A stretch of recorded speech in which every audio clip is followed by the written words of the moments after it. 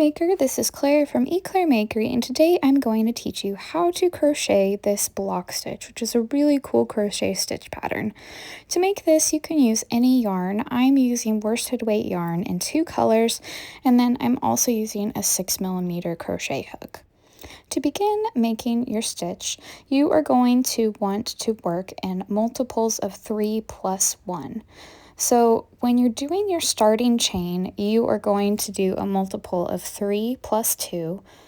So whatever your multiple of 3 plus 1 is, you're just going to add an extra chain.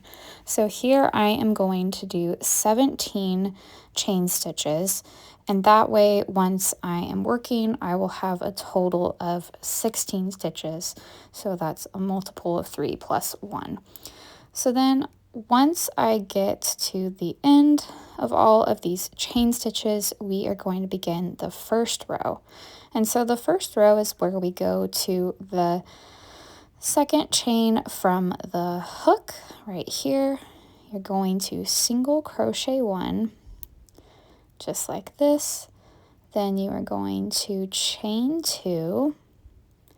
Then we're going to skip 2 chains, 1, 2, and then in the next chain, do a single crochet. Then you're going to chain 2 again. Then you're going to skip 2 chains. In the third chain, do a single crochet. Then you're going to chain 2, skip 2 chains. In the third chain, single crochet 1, just like this. And just keep repeating this across. So I'll be doing it one more time after this, and then your last stitch will be the single crochet 1. So skip 2, third chain, do a single crochet. Then we're going to switch to the second color that we're going to use in the block portion of the stitches.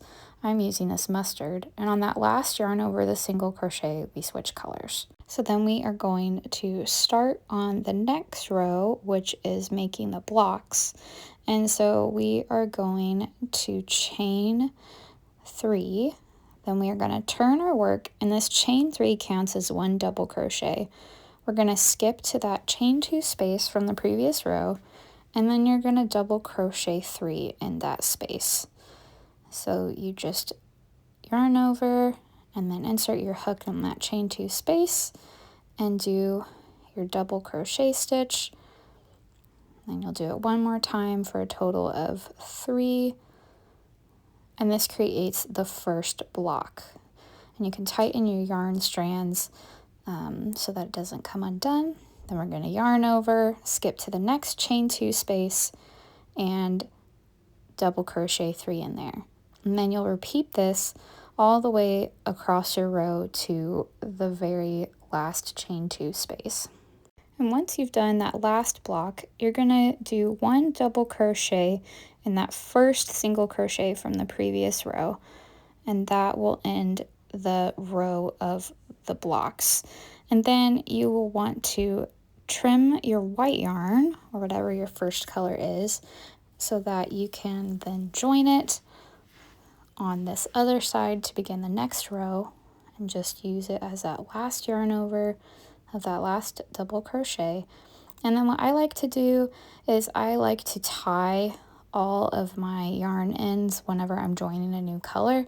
This way it helps them stay a little bit more secure, and that way I don't have to worry about it coming undone. And so that's what it will look like after the second row. Then we're going to begin the next row, which is chaining 1, and then we're going to turn our work, and we are going to single crochet 1 in that first double crochet. Then we're going to chain 2, and then we're going to skip this double crochet cluster here. So skip those 3 double crochets, go to that space in between the 2 clusters, and single crochet 1. Then we are going to chain 2, skip to the next space between the clusters, and single crochet 1.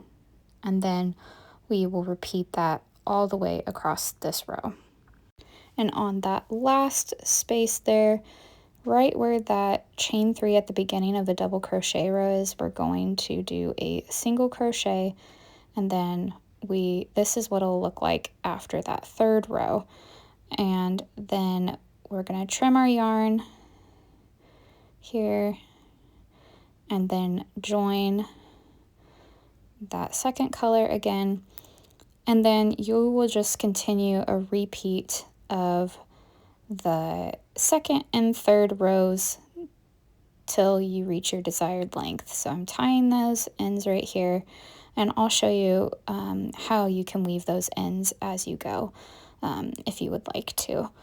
So go ahead and just repeat rows 2 through 3 till you reach the desired length of your swatch or project, and overall that's how you crochet the block stitch. If you would like to weave in your ends as you go, this is how I like to do it. So when I'm doing one of the block stitch sections, I will hold the ends of my yarn along the back of the white rows, so the 1st color rows, and then I just crochet around them as I work these stitches. So your hook just goes under and you crochet as you go. So just underneath those ends and do your block stitches like normal, and then you can crochet over them as far as you would like to, or you can just weave them in the traditional way. But this is just a time-saving way that I like to do it on these rows to not have to weave in ends after I am all done with doing this stitch pattern. To finish off your swatch, once you've reached the desired length, you will switch to that 1st color you used, and then you will just do that 1st row like you normally do with the single crochet 1, then the chain 2, skip the double crochet cluster, and do that stitch pattern across. And then what I like to do after I finish this row, just to give it a little bit of a thicker border, is I like to add a row of single crochets. So I'll single crochet 1 in that 1st stitch, then I will single crochet 2 in the chain 1 space from the previous row, then I'll single crochet 1 in the next single crochet 2 in the chain 2 space, and repeat that all the way across to finish off your swatch, and then you will be all done with your block stitch. Here's what the finished swatch will look like. If you like this tutorial, be sure to hit the like and subscribe buttons, and I will see you next time. Bye!